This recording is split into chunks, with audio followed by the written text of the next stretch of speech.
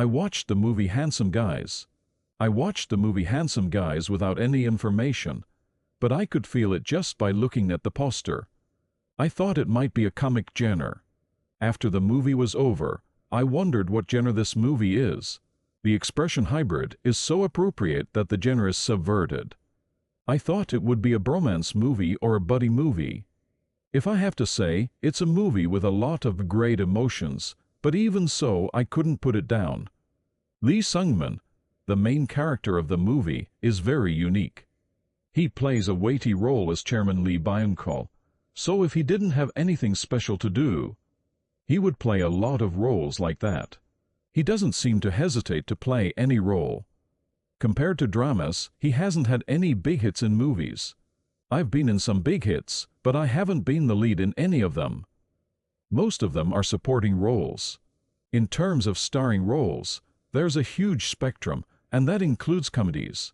Sometimes I wonder why I'm in a movie like that, because I don't think I'm in a role. I think it's more like that in movies than in dramas. I think it's a waste of talent because he's really good at acting. But when I look at the movies he's in, it's like that. Lee Hee-jun has been playing a lot of different roles in a lot of different movies lately. He doesn't seem to be fixed on any particular character, and he freely changes himself in every movie he does. More importantly, he seems to have a lot of fun acting. When you see a really good movie, it seems like he's going to give a really explosive performance. But this time, Handsome Guys, it's very hard to say what it is. It's a bit lacking to call it a comic movie, and there's a horror genre in there, but it's also ambiguous. It's a mixture of several genres, so it feels like it's trying to show everything it can show. It's like they're two gruff bastards. Anyone would feel that way, and their behavior fits the image.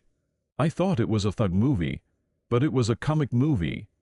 And I thought it was a horror movie. And there are so many people dying, and the process of dying feels like a gangster movie. The story itself seems simple, but it's not simple. Jae-pil and Sang bought a detached house in a very secluded place to enjoy the countryside. They are both carpenters, although they look like bums. They've saved all their money and bought the house with the intention of living close to nature. But they have been tricked into buying it. On the way home, they run into Maina and her friends, and Sang's behavior in the grocery store when she freaked out. And he tried to help her up is pretty scary. So they almost get into a fight. Maina's friend who brought her is actually a Blackheart who came to play with her for the day. And when she finds out, she gets angry and goes outside, where she meets Jae-pil and Sang-gu again and falls into the lake. On her way out, Maina takes her phone with her, which has pictures of her doing all sorts of dirty things. Maina's friends all go around looking for her, and she's being held by Jae-pil and Sang-gu, who she misunderstands, and she realizes that they're good guys. Up until this point, it seems like it's just a simple story. But the house they're living in has an unexpected demon lurking in it. A demon that's a goat that's been turned into a goat. This is where the movie gets complicated, if not quite complicated. The chase is mixed with the horror genre, the police get involved, and the movie goes off in all sorts of directions. I thought it was a movie, but I didn't expect so many people to die.